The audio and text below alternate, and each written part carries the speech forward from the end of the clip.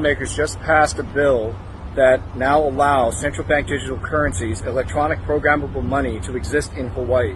They're doing this lockstep with all the other nations of the world, so the Chinese governance system is coming here to Hawaii. It's now written in stone.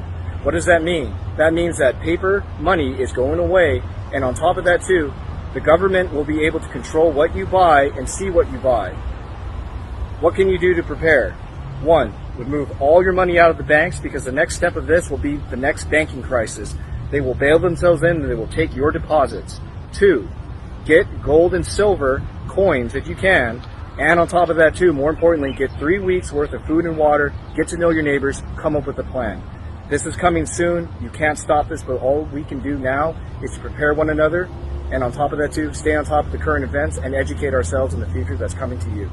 And so how can we start with this, starting at the Capitol right there?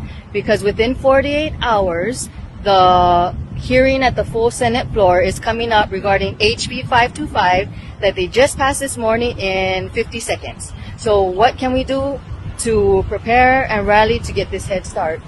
Inform as many people as you can. Let them know what is about to happen.